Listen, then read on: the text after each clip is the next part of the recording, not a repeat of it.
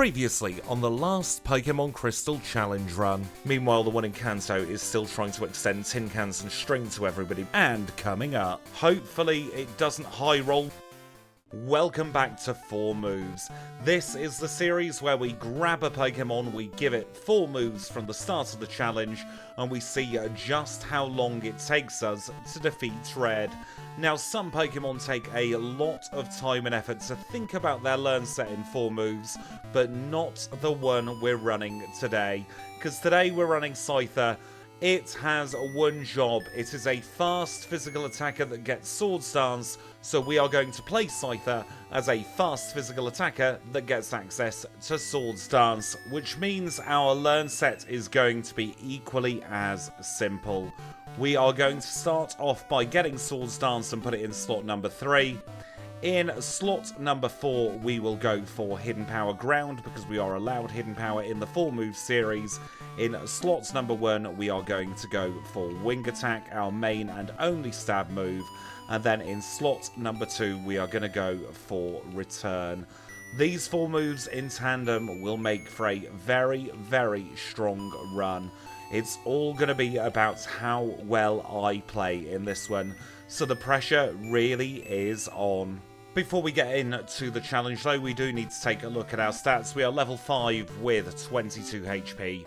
Holding a berry, and our full moves we've just selected are Wing Attack, Return, Sword Stance and Hidden Power Ground. We've got 17 in attack, 14 in defense, 12 in special attack, 14 in special defense and 17 in speed. And so let the challenge begin. I think we're going to do very, very well in this one. SCYTHER is a phenomenal Pokemon. In fact, it was so good that when they gave it the evolutions, they didn't bother changing the base stats. It is strong enough as it is. One-shotting Hoot is a very, very good start. I decided to start at night on this one just to see how well we did against Hoot, because that will give me a good idea for at least the early game with how well we'll do, and we are going to be doing incredibly well. Getting a 2-shot on Poliwag is also fantastic, and we are going to try and do our quick movement through this challenge. I am feeling the pressure already because I know a lot is riding on this Pokemon. We should be getting sub 110. I'm going to throw it out there now. We absolutely should be getting sub 110 on this challenge. The only major obstacles for this one are going to be Karen and Jasmine. Everyone else should be a breeze. That is the plan anyway. We'll see if it comes to fruition. Of course, I am forgetting about Red there as well. Red could prove to be problematic, but I don't think we'll be having too many issues with any of the other trainers. We get through Rival 1 very, very easily there. Let's make our way back to the lab. Oh, we got an unforced encounter. That is annoying. We are going to try and get as few encounters as possible throughout the course of this one. I am going to be doing a very, very try-hard run. Every so often I still do have a try-hard run in me, and I think SCYTHER deserves it. I am, for the most part, trying to be a lot more relaxed doing the challenges. I can't take it these days in my old age. There's a lot of stress that goes into a very good Pokemon. I think the last one where I really felt the pressure was Zangoose back in October, and we saw what happened with that one. I managed to just about keep it together long enough for us not to crack. We had Encounterless through the first part of Route 29 and 30 there. That is brilliant. That's what we like to see. Hopefully we can stay Encounterless all the way up to the top of Violet. Only a few more patches of grass to go. Yes, we have done it. Let's get ourselves into this gym and get our first time posted. I'm going to be risky in this one. We should be absolutely fine with the strat I'm going for, because the Pidgey at Falkner does not have any flying type moves. So we're going to engage him in battle. We're going in without a berry. That would waste time. Let us see how we get on. We are going to Sword Stance 3 times against this Pidgey and hope it doesn't crit. And then we should be good. We grow to level 9. We will outspeed the Pidgeotto. We one-shot it. And we get our first badge in 3 minutes and 17 seconds. It's been a long time since we've seen a 3 minute and something split at Falkner. This is a very good sign of things to come. Very quick PP and health heal. We will go and get the escape rope. We're getting the heck out of here, and we are making our way towards Azalea Town. Now, one thing that's going to be vital in this challenge is picking and choosing the right trainers to take on. We want to get a lot of experience, but we don't want to take on slow battles. That Fisher there is a prime example of a good battle, because he provides a lot of early game experience without that much in the way of time cost. We do not, however, want to face these hikers. We've been caught by hiker number 2. Hopefully we'll be able to one-shot all of these Geodude. We could do with a little bit of defensive stat experience, to be fair. We do have quite high defenses, but it is nice to get a teeny tiny bit more. After that, I don't think anyone other than the Coughing Dude is worth taking on. I don't think it's worth risking the Vulpix. We could get burnt. I don't think it's worth risking the Slowpoke because it's a slow battle. I did also risk not wearing a repel in this cave. We could afford one encounter that would still be quicker. We don't want to do Hiker Anthony, and we do want to get ourselves into Azalea, and we'll do the most efficient movement we can. That means talk to Kurt first. We don't need a Pokemon Center heal. We do, however, need some repels. We'll just see where our cursor lands. 9 repels, that's fine. And into the well we go. We have had a perfect Slowpoke well. We got no encounters, we got no quick attacks, and we are on to the Coughing. We can two-shot this Coughing with a hidden power, and Poison Gas there is probably the best move that it could have gone for, because Poison Gas doesn't deplete the HP bar. We are going to do full trainers here in Bugsy's gym. That would seem to make perfect sense to me. It's all very easy experience. Now, I'm very pumped up for this challenge. More so than I have been for a very long time. We're coming towards the end of my recording cycle for the January videos. So at this point, I'm feeling warmed up. I'm feeling good about how I'm playing. And so I feel I can take on a couple of these more impressive challenges if I play everything right. It does, however, mean that I'm going to have to keep the energy levels up. Otherwise, I'm going to rest on my laurels. Otherwise, I'm going to get a slow bit of movement, and we are going to lose time. Now, Bugsy is going to be another very trivial gym leader here. He is a Bug-type specialist, much like us, and he will be very aware that Bug is weak to flying. So we'll take him on, and we should be getting 3 one-shots if we get lucky. Maybe a 2-shot on his own SCYTHER. The Kakuna and the Metapod will go down straight away. It's going to be a range on this. We high roll, we grow to 17, and we defeat Bugsy. Nice stuff. Hive Badge acquired in a time of 7:27. Flipping heck. I am shocked at even how fast this SCYTHER is going. Let's move on to the second rival battle. He leads with Ghastly. We're taking no risks here. It's going to be a 2-shot on this Quilava. The worst that can happen is that we get burnt. We don't get burnt. We grow up to 18, and now we have the win in the bag. We swap to Wing Attack for the Zubat, and we are through. 7 minutes 51 for the rival. Let's keep this pace going as we make our way through the Ilex Forest. We've got no time to waste at all here in the forest. We have picked up the scythe from the charcoal maker. We don't need Headbutt today, A, because we can't learn it, and B, because it would be a waste of time. So we're going to get straight out of here, and we're going to take on a couple of trainers here on Route 34. Now, we do have a tough gym battle in theory coming up next, because it's going to be the Whitney battle, and we are 4 times weak to Bug. The trouble with that is we cannot reliably set up against the Clefairy. The Clefairy has a chance to use a Rock-type move itself, and if it does, it will be curtains for a phenomenal time. So we've got to try our best to hope for a little bit of RNG for that battle. It's one of very few battles where we will be relying on RNG. We do now need to go into the underground where we've got a couple of mandatories to take on. These will give us the much needed experience points as well to hopefully get around about level 20 by the time we take on Whitney. Donald's easy and Teru's going to be easy as well. We'll just use Hidden Power Ground against all of the Pokemon. We will get extra text boxes because it's a super effective move. However, that is fine. We can afford a couple of extra text boxes here to make the rest of the challenge a little bit smoother. Now, I'm also going to try a little bit of time save here as well by getting straight out of here and going into the gym and then we'll pick up the Abra on our way back, and we'll do the double back that way round. We should be fine doing that. It shouldn't cost us any time whatsoever. Now we are going to do a double wing attack against the Snubbull. We grow up to level 20, and we will take Whitney on. She is our third gym leader together today. She's a normal type specialist who leads with Clefairy. We've got a Swords Dance against the Clefairy. Peck, that would have been bad. Amnesia's fine. I think a double Swords Dance will do it. Even a critical hit rollout won't knock us out, but we one-shot the Miltank, and we defeat Whitney in a time of 10 minutes and 27 seconds, getting the badge in 10 minutes and 31 seconds. 3 badges in about 3 and a bit minutes each. We are not doing too badly at all. We will now go and do our quick heal in Goldenrod City. And now through the magic of video editing, we've already done our first pass up through past Goldenrod, so we can get ourselves through the national park, and we will go and annoy this tree.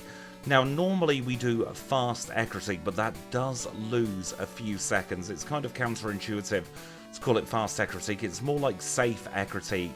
With how many PP Wing Attack has and the fact that we have Swords Dance, we should just be able to do a very quick pass of Ecruteak all in one go. And we'll start with the Kimono Girls.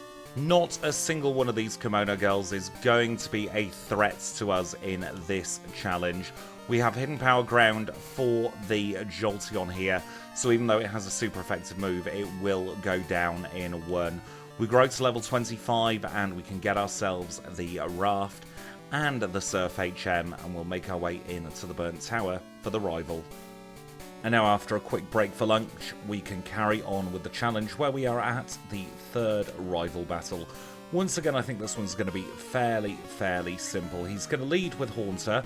We will use a Hidden Power, and he didn't do the switch. That was probably the worst thing he could have done there.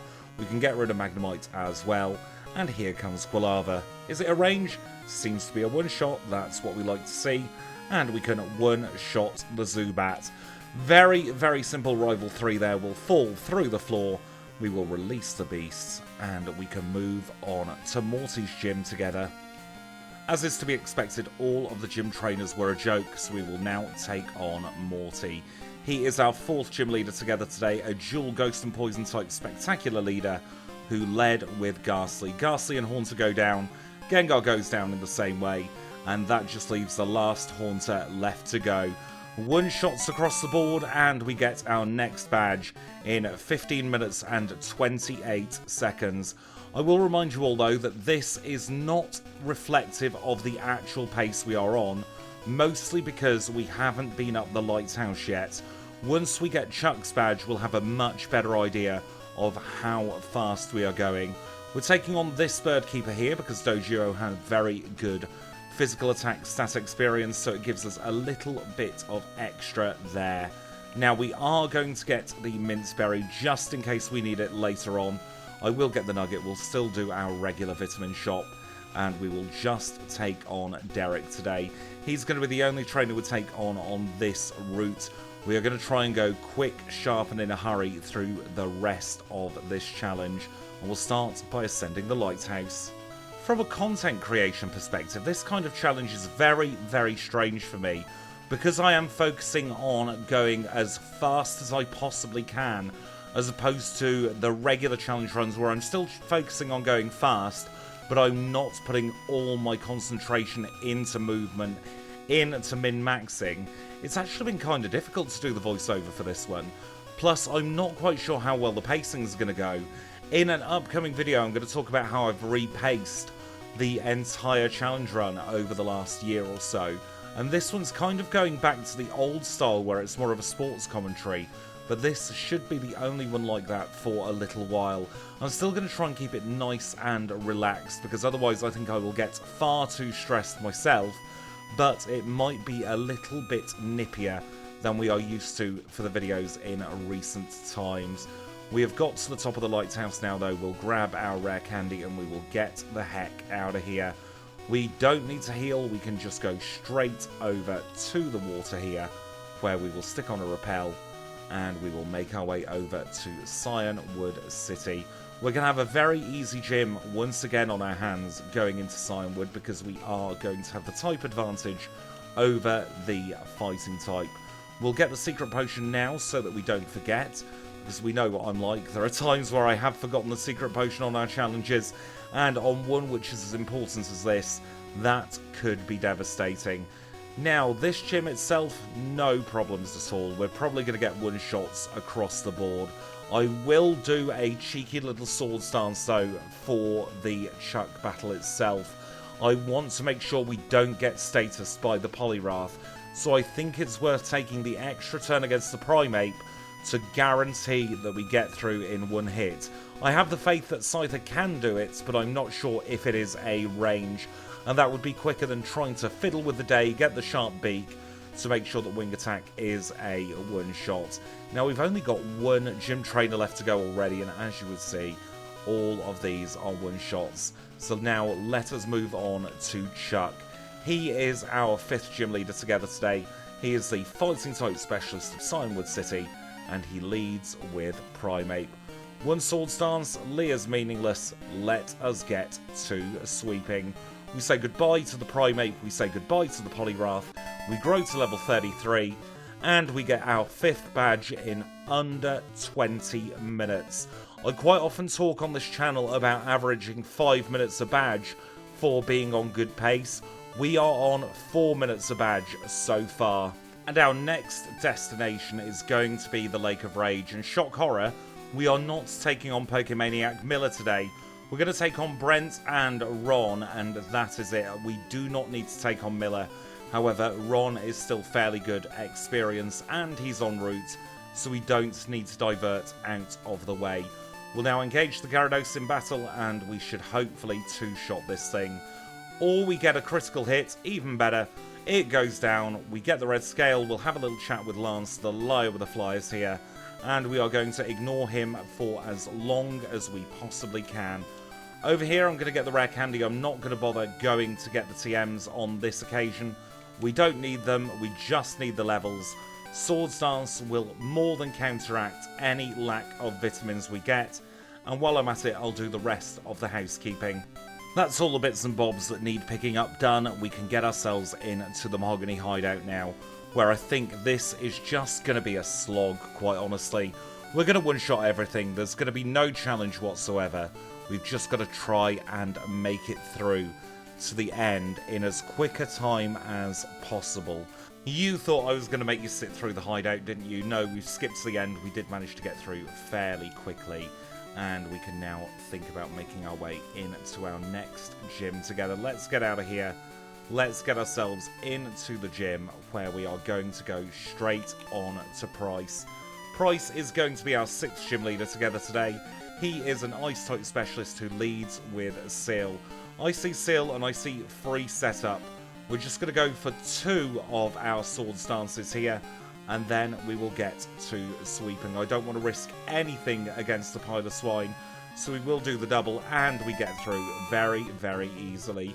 Glacier badge in 25 minutes and 53 seconds. We do have potentially quite a difficult gym on our hands next, though. We have to go back to Olivine City because we have to take on Jasmine next. Jasmine could cause a reset.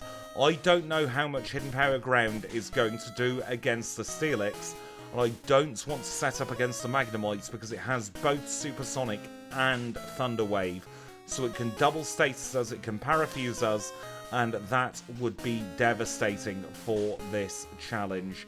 So we're going to get out of here and we're going to hope for the best with this one. I don't think it's worth getting the soft sand. I think that would waste more time than it would take to save. So we'll now go and engage Jasmine in battle. She leads with Magnemite. That's going to be a one-shot. That is guaranteed. Second Magnemite comes out. We can one-shot it. We grow up to 37. Now, can we risk a swords dance here? Yes, we can. She's gone for Rock Throw. Hopefully, it doesn't high roll. We've survived on one. We have got through. That was the harder gym battle we had in Johto, and we get through on one. That is perfect. I can relax a little bit now. We have an easy-ish section coming up. We're going to do a heal here in Mahogany just in case we get any accidental encounters, and we're going to start making our way through the ice path. Oh, I am so glad that we didn't go down to Jasmine. That was one of those tough spots of this challenge. Now, I was thinking during the hideout section, the mindset for this particular challenge is different to most others. Normally, when we have sword stars, we don't have a move with very high PP to back it up. So I have to do a lot of heals. However, in this one, we've got wing attack, and wing attack's got 35 PP. So I don't need to stress about our PP usage at all. The only thing I need to concern myself with is, can we survive either 1 or 2 hits, depending on the opponents. And if we can, we are in for a very good time, because that means we are going to be able to sweep and claim the victory in a very fast time. This is kind of somewhere in between the Dodrio challenge and the Zangoose challenge with how good it is going so far. I'm going to try and keep this pace up throughout. So there are a couple of moments coming up where we could end up struggling ever so slightly, but I'm just going to hope for the best. We'll get this elixir so that we can avoid a Pokemon Center heal in a moment, and I still don't have the timing right for this lady. We're going to get the nuggets, and then I think I am going to spend the extra few seconds getting the PP up here, but more importantly, I'm going to get the second Pryce berry. And with that, we'll make our way back to Goldenrod. And now here in Goldenrod, the next thing we need to take care of is the 4th and penultimate rival battle. This time he's going to lead with Golbat. Now Golbat is a little bit scary to go up against, so I'm hoping that we don't get confused. He's gone straight for wing attack. A crit isn't the best thing in the world, but we should be fine as long as we don't get burnt, that is. We do one-shot the Quilava. I can calm down ever so slightly now. We can wing attack the Haunter, grow up to 41, and that just leaves Sneasel left to go. We can use another wing attack, and we are through the rival in 31:57. I have reviewed the footage, by the way, of some previous very fast challenge runs, and I believe we might be on personal best pace at the moment. I don't want to guarantee that. I cannot guarantee that there isn't a run that slipped through the net where we were quicker at this point, but as far as I can tell, we are on PB pace. So this is one of our best runs we have ever done. I'm going to try my best to keep this up. I'm now playing fairly riskily compared to how I normally do, but I really want to get the best possible time for SCYTHER. And if I can, I would love to get a PB. I'm aiming for a PB. I won't be disappointed if I get, say, a 3rd or 4th quickest run time though, because that top of the leaderboard is incredibly competitive. And now we have made it to the very top of the radio tower. We have just one more rocket left to go before we can call it quits in here. And thank goodness that all of these rockets are very weak to either ground or flying type moves. The only Pokemon we didn't one-shot in the entire part of this rocket section was the Team Rocket Fortress's Golbat, where we got a 2-shot, and he did hit us fairly hard with a wing attack, but I knew we wouldn't be taking any more damage en route. We're skipping everything here, barring the radio card. We do need the radio card, and then we're going to go straight into Blackthorn City, where we're going to go into the Pokemon Center for a very quick heal, because it's going to be quicker than going in the bag, and then we're going to try and first time Clair's gym without leaving. We're normally able to do it, but normally we're a lot more prepared than we are now. We're going in fairly low leveled, and we're going in with no items. Let us start with this cool trainer. This will give me an indication of how well we're going to do, because if we can one-shot these, then we're off to a good start. It's going to be Cool Trainer Paul who will give us a great indication, but we can kind of figure out, actually, from this Seadra as to what we're going to need to do. Let's take a look. Right, that's not great. We are going to need to hold on to a Pryce berry for the Clair battle, unfortunately, and there is a chance we might get paralysed by Lola. I hope we don't, but we are in that kind of territory because we're not going to be guaranteed a one-shot against her slightly lower level Dragonair. Or at least that's what I can glean from the Seadra. I accidentally stopped recording for the Lola battle there. Instinctively pressed the record button. We did get a Gen 2 miss, thank goodness, in the Lola battle, and we'll go straight into Clair now. She is our final Jotonian gym leader. She is a Dragon-type specialist, leads with Dragonair. We'll use a Swords Dance and another Gen 2 miss. Absolutely perfect. We should be A-okay now. I am going to do another Swords Dance. Thunderbolt crits. She didn't go for Thunder Wave though. I want to make sure that we can one-shot the Kingdra. That does also mean we don't have to worry about Cool Trainer Darren. We are through Clair, but we do not have her badge yet. Let us get the heck out of here. We're going to race into the Dragon's Den. Let's use Super Repel. We don't need to use a Max Repel here.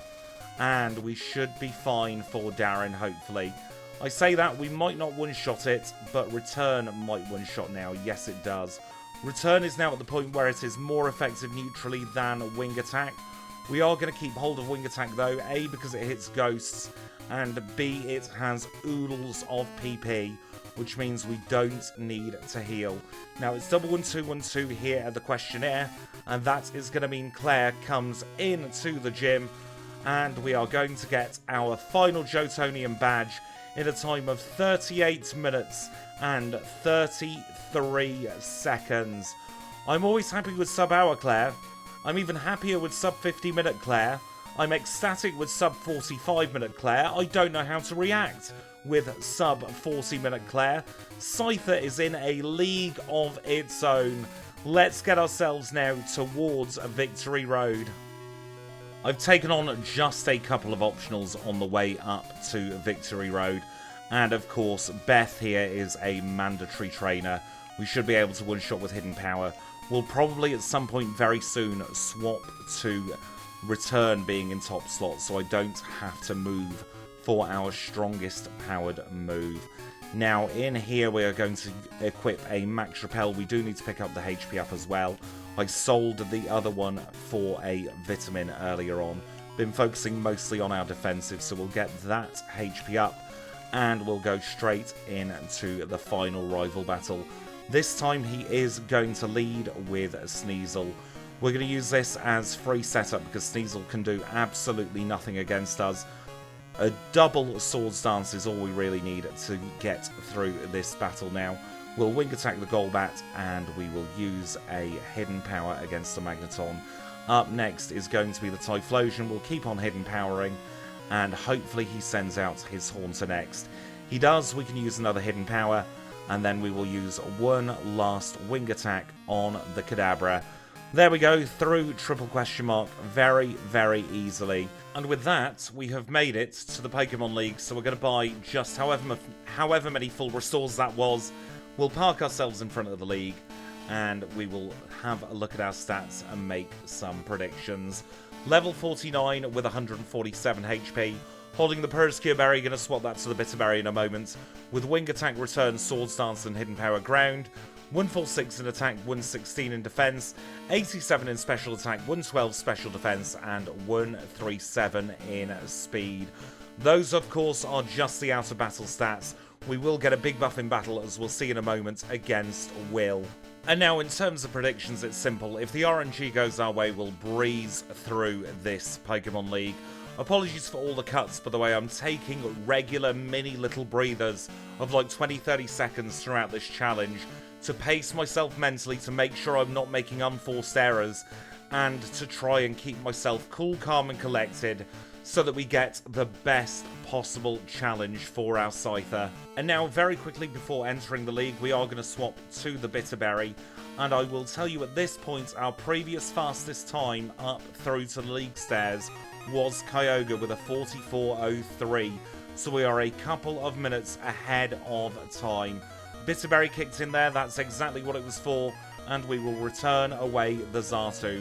I'm going to swap Wing Attack and Return while I remember, but we're still going to use Wing Attack against the Jinx. We'll Wing Attack this Xatu as well, and up next is going to be Executor. It's going to be a one-shot on the Executor. We grow up to level 50, and here comes Slowbro. We'll use a Return to guarantee the one-shot, and we are through Will in 42.18. After Will comes Koga. Koga is a poison type specialist, and he's going to lead with Ariados. We'll use Wing Attack against the Ariados, it's super effective, it'll go down in 1. Crobat is second, Crobat is annoying more than anything else. We'll use a Swords Dance and we'll hope we connect with Return, which we do, and up third is going to be Venomoth. No need for a super effective move now, we can use that as a one-shot, probably going to be a 2-shot on the Fortress, or we get a lucky critical hit, and that just leaves Muck left to go. Wing Attack is a one-shot against the Muck, and we defeat Koga. We can move on to Bruno. Now, if you know anything about Bruno, it is that he has a Hitmontop with no fighting type moves, and that to me is free setup. Off we go with a few Swords Dances, and we will get to sweeping. Goodbye Hitmontop. Up next is going to be the Onix. We've got Hidden Power, it's super effective. Even with Onix's defenses, it gets out of here. We'll swap to Return now for the rest of the battle as we say goodbye to the Hitmonchan, we say goodbye to the Machamp, and we say goodbye to Legs, the Hitmonlee as well. Growing up to level 52, a nice clean level there. We are through Bruno, not even going to look at the time because that will distract me. Bitterberry, where's the full restore? There it is. We are going to also use all 5 of our rare candies because why the heck not? And we also mustn't forget the HP up. That is the crux of our Karen strategy. Let us now take her on, and we will hope that we do not get Sand Attack. Sand Attack has failed. That is perfect. I think that means we get a guaranteed win here at Karen. We knock out the Umbreon and the Houndoom in one shot. We'll use Hidden Power against the Gengar, make sure it goes down straight away. Off to Return we go for the Murkrow. We can also one-shot her Vileplume with Return, and we are through Karen in 44-20. There is only one obstacle between us and the Hall of Fame now. It is time for Lance, the Liar with the Flyers. He's going to lead with Gyarados, and we are going to use this Gyarados for a teeny tiny bit of setup. It doesn't matter what he hits us with, we are going to one-shot everything from now on. The Triple Swords Dance will guarantee that. Even the Aerodactyl that resists all of our offensive moves will go down in one shot. We have 182 speed as well. We don't need to worry about being outsped by anything. We can just completely clean sweep every single Pokemon that comes in front of this Scyther, and we defeat Lance in a time of 45 minutes and 4 seconds. I repeat, 45 minutes and 4 seconds for our Lance split. Let's get our final Hall of Fame time for this challenge of 45 minutes and 20 seconds. And we know what's coming up as we take a look at the midpoint leaderboards. And starting off with our 4 moves leaderboard, we have a 7.5 minute advantage over every other Pokemon on this leaderboard. Spare a thought for Sunflora, by the way, it has been pushed onto the second page all on its own. And now for the main Crystal leaderboard as well, we see that gold, look at that, 2.5 minutes quicker than our Kyogre, quicker than Staraptor, quicker than Zangoose. We are on personal best pace. And the best thing is, this is a live voiceover. I don't know what's going to happen next. I don't have the results spoiled. I am just as excited as hopefully you are all as well. This is a very special challenge run here on the channel. I hope you're going to stick around because we do have another 8 gym badges plus a red fight left to come. So it gives me great pleasure to say, don't you dare go anywhere because Kanto is next. And now we are rejoining the action as we always do here in Vermilion City, where the first thing we'll do in Kanto is grab another rare candy, this time from the chairman of the Pokemon Fan Club. And with that safely tucked away in our bag for another challenge, it's across the water we go and into our first Kantonian gym. This is Surge's electric type gym. Technically he does have the type advantage over us. However, we have Hidden Power Ground and that's going to be super effective against all of his Pokemon. I'm hoping we don't need to use Hidden Power on all of them, that will waste some time. We're going to start with the Raichu. We one-shot that with Return. Magneton's next, that's going to need Hidden Power, no doubt about it. Up third is Electabuzz. That's going to be a one-shot with return. Electrode comes out, and once again, it is one-shot city. 2 one-shots finishes us off. We grow to level 60, and that is surged down in 47:23. I'm going to try and not keep an eye on the timer because it will freak me out. We are on such a good time at the moment. Let's dip in here, and we're going to go into our next gym together. This is going to be Erica's grass-type gym. Once again, we're going to try and avoid using super effective moves unless we absolutely have to, because that is what's going to waste our time at the moment. We want to try and use neutral moves that can one-shot, because that provides the fewest number of text boxes. And the fewer text boxes that we have to go through, the quicker the challenge ends up. They might only be a quarter of a second to half a second each, but with the sheer number of moves we use throughout the course of the challenge, that can soon add up. And we really are playing with seconds in this challenge. That is the kind of margins we are going through between personal best and just a very good finishing time. Now, we are going to have to use a wing attack against the Tangela. It's too bulky not to do it. We'll use a wing attack probably against the Blossom as well. Yes, let's use a wing attack, guarantee the one shot. Probably not going to have enough attack there. We will swap to return for the Jumpluff though, and that is Erica defeated. 48-47 for the Erica split. Let's leave here, let's try and get out as quickly as we can. And now I've got to hope that I have a really, really good cycling road movement here. That wasn't a great start, but we didn't get an encounter. We don't accidentally bump in, and we can do Birdkeeper Bob. Birdkeeper Bob and his Noctowl will be a one-shot, and we can make it through now to Janine's gym. Gonna get off the bike here. A little bit too stressed for all of these ledges. Janine is our third Cantonian gym leader. She's everyone's favourite pushover. She's a specialist of nepotism, and she led with Crobat. Crobat goes down in one, and Weezing comes out to play, risking it here by going for a return there. Weezing is fairly bulky, but it seems to have paid off. Venomoth's next. She wastes her money with a dire hit. It goes down. The last Pokemon is Ariados. We will get the victory over Janine, and we get the Soul Badge in 49 minutes and 44 seconds. Let's get out of here. I'm going to take a very quick break in recording now to try and compose myself because I've got to go through Backwards Rock Tunnel. We are out to the other side. I also did remember to dip into the Pokemon Center, and we have spoken to the manager of the power plant. Let us get ourselves back to Saffron City now, where we're going to take on Sabrina next. We have the type advantage over Sabrina, which would be absolutely brilliant if we had any kind of bug-type move. There is no good bug-type move for Scyther. We're not Heracross, we are not that privileged. It's going to be 3 one-shots here at Sabrina. Nothing to worry about at all. Very, very cool, calm, collected, and relaxed battle. We get through Sabrina in 51 minutes and 33 seconds in total.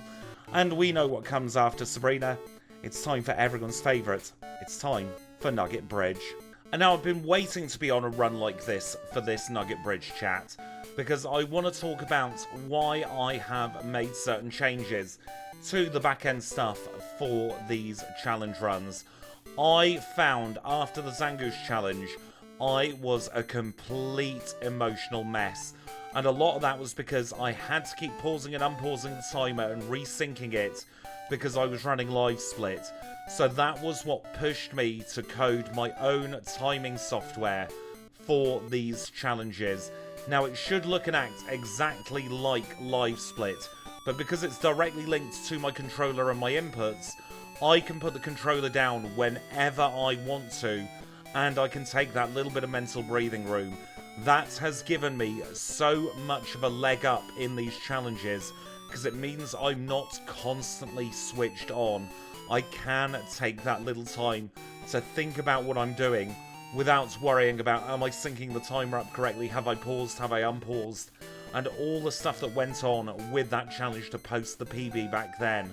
So all of this combined, I think, is producing what we are seeing here today. It's all the little bits of prep work I've done in the background to try and make the challenge running environment as good as possible for me playing these challenges, and I am very happy to see everything at long last coming together in one very, very smooth and so far perfect challenge run. We're not on PB yet, we haven't posted our final time, so we can't celebrate quite yet, but we are now against Misty.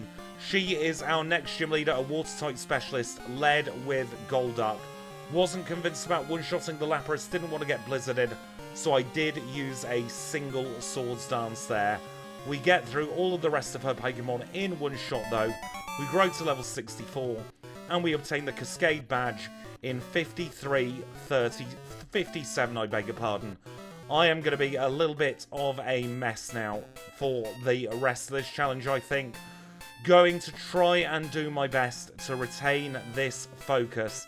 We need to max repel here, put the max repels in top spot as well. And we can now go back to the power plants. We did pick up the machine part, didn't we? Please tell me we did. Thank goodness for that. Now, I distinctly remember getting the radio card, and I remember editing the footage for the radio card, so I don't need to worry that I've messed up there. So we'll go into the radio tower here. We will get the X-Men card, and now we are very much in the end game. I consider the end game to be as soon as we get through this Snorlax. We don't quite get smooth radio card movement there, but I've never had a smooth radio card movement, so I don't really mind. Come on, Squidge, focus, frame yourself, don't make silly unforced errors. Let's get to Brock's gym next. Managed to dodge 3 drill on the way up there.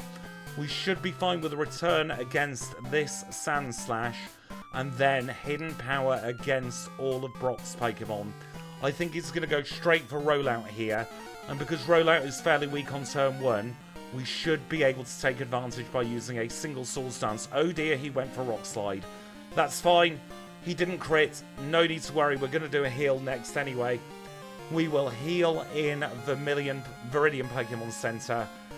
Probably not before Blaine, actually, because we should outspeed everyone at Blaine. And we'll have either Return or Hidden Power Ground. But we will definitely heal for Blue now. That is Brock defeated Boulder Badge in 55-45. Let us move on. We've got to head south now. We didn't get caught by 3 drill initially there. Messed up movement on the way back, but I don't mind. Let's go down here and into Viridian City. We are going to dip into the Pokemon Center. We need to stick on another Max Repel. Hug the right, then hug the left. And down onto Cinnabar Island. I'm going to skip that Wreck Handy. We're fast enough as it is. Let's have a little chat with Blue. We are fine here. I've also realised I was holding the Poison Cure Berry and not the PlayStation Berry. This entire time, we'll have to swap that back next time we menu. We've got to get into Blaine's gym next. We will take him on. He's a Fire-type specialist. He has the type advantage, but we are going to destroy him. Hidden Power on the Macargo goes down. We'll swap to return for the Bumhead Fireduck. It goes down. We've got Rapidash left to go. Nothing he can do. We grow to 65, and we defeat Blaine in 56-46. Air Balloon time in just a second. We're going to hold on to the Purr's Cure Berry, and we will do a very quick heal here in Viridian City Pokemon Center. We are on such a good pace. I think now, if we get perfect luck, we are going to PB, but we still have Blue left to go. Then we've got Red. Let's hope for a miracle here. He leads with Pidgeot. We're going to Swords Dance. Wing Attack is going to hit us quite hard, but we can tank 2. On to return we go. Goodbye, Pidgeot. Up next is Rhydon. Hidden Power will one-shot this.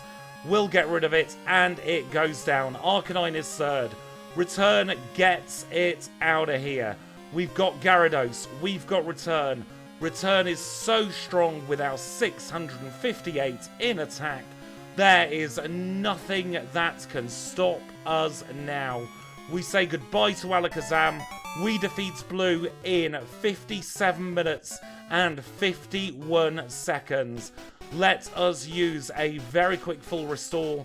We'll air balloon our way over to Pallet Town, and we will go into Professor Oak's lab. We will chat with him. He's going to talk some nonsense about the Pokédex. Quite frankly, Oak, I do not care. Let us now elaborate all the way back to Viridian City, and I'm going to cut to in front of Red.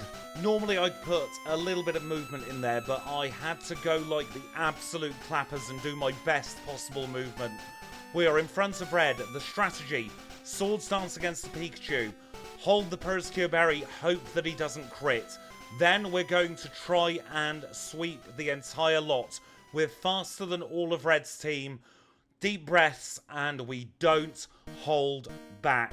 This is Red, the final trainer of the challenge. He leads with Pikachu. He goes for Charm, that's fine. We double Swords Dance. Thunder's missed. We'll use another one. Thundered has not crit. We're going to go for Return, and we are going to keep holding down the A button now. It should be all over for Red. That double Return should be enough to see us through. Every single Pokemon here at Red. We get rid of the Blastoise. Now, please one-shot this Snorlax. Just like that, we only have Venusaur and the something else. Who do we have left? Is Espeon.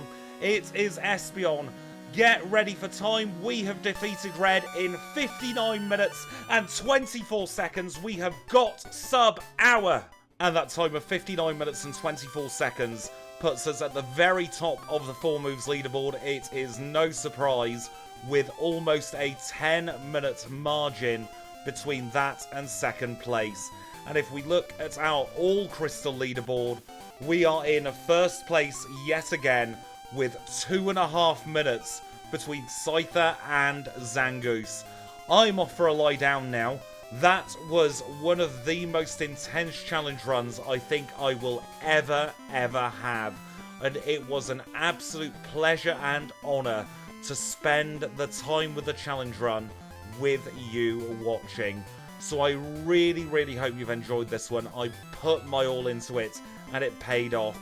If you have enjoyed it, please do leave a like. It would be greatly appreciated, especially on this one. If you really enjoyed what we did here and you want to see more, probably not as quick as this, then click the subscribe button. If you really enjoyed it and you want to see more videos just like this a little bit early, you can always join the channel membership and become a HM friend. But until next time, I'll say thank you all so much for watching, and I will catch you all very soon.